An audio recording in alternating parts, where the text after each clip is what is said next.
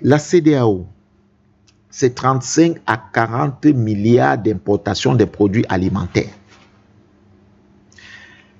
Il y a un mécanisme de libre circulation qui a été mis en place dans les pays de la CEDEAO, c'est-à-dire si vous êtes au Nigeria, vous pouvez arriver jusqu'en Guinée-Bissau avec votre carte d'identité. À partir du moment où vous appartenez à la CEDEAO, vous pouvez aller au Sénégal, vous pouvez aller partout dans ces différents pays.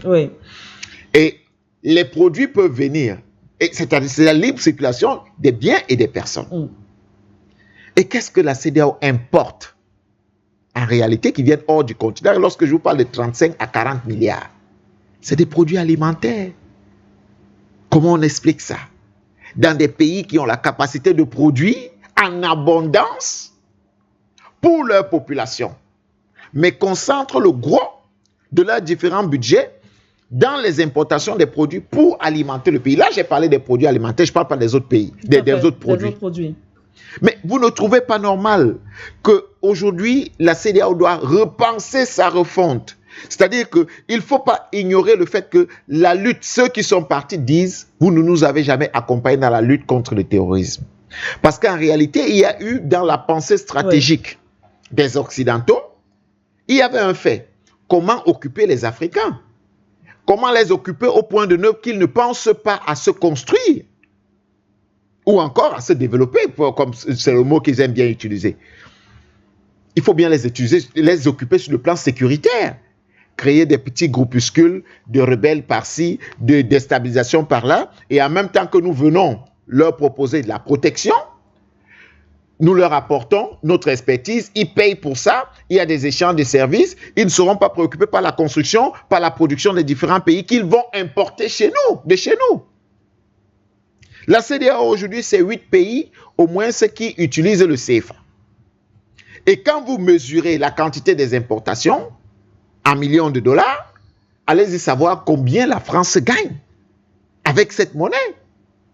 Donc, il y a des raisons pour que le processus de déstabilisation soit permanent dans différents pays, pour que les pays ne pensent pas à la construction de leur économie au profit des citoyens, pour que les jeunes de ces différents pays ne voient que pour solution de partir et partir dans ces pays qui pillent nos différents pays et qui les détruisent.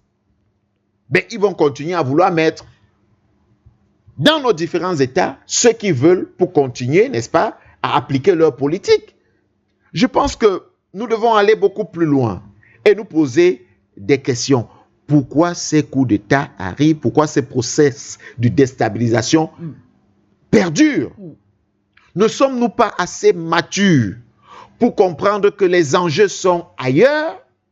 Ne sommes-nous pas assez matures pour comprendre que l'Afrique, comme la CEDEAO,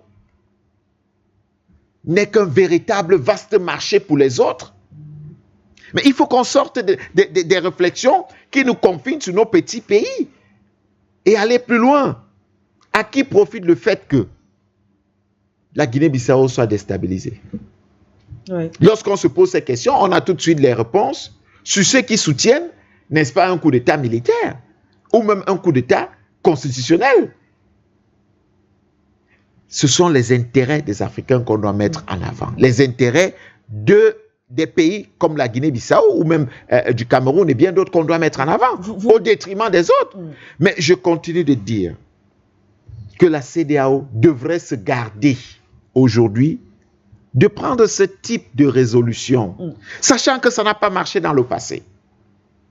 On ne saurait dire que c'est la CEDEAO qui a intervenu au Bénin. Ce n'est pas possible. Quand on sait que la CEDEAO, d'abord pour se réunir, prend quelques heures, et ça, c'est quand elle réussit à le faire en visio, en vidéoconférence. Vidéoconférence, tout à fait.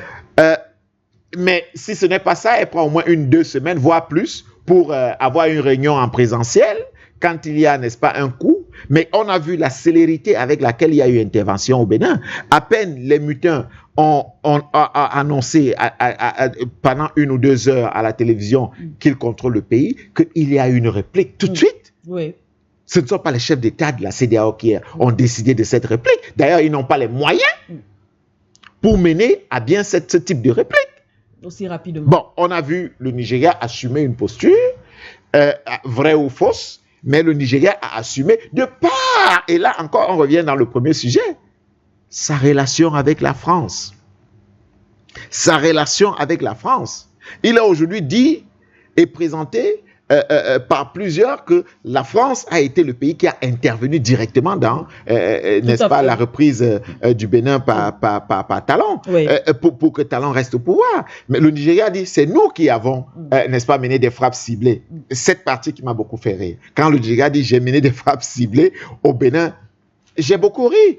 J'ai dit, waouh, au moins là, déjà, on a une armée capable d'affronter. Bon, il y a quelques jours encore, les États-Unis menaçaient de frapper le Nigeria. Le Nigeria, oui. Donc, on peut commencer à penser que peut-être le Nigeria a déjà la capacité militaire pour répondre aux États-Unis à partir du Nigeria. Donc, c'est pour dire qu'en réalité, quand on voit la relation entre le Nigeria et la France, on peut comprendre beaucoup de choses et ce qui s'est réellement passé au Bénin. Mais là encore, nous disons, c'est pour l'intérêt de qui? En Guinée-Bissau, les mesures qui sont prises par la CEDEAO, oui. c'est pour l'intérêt de qui?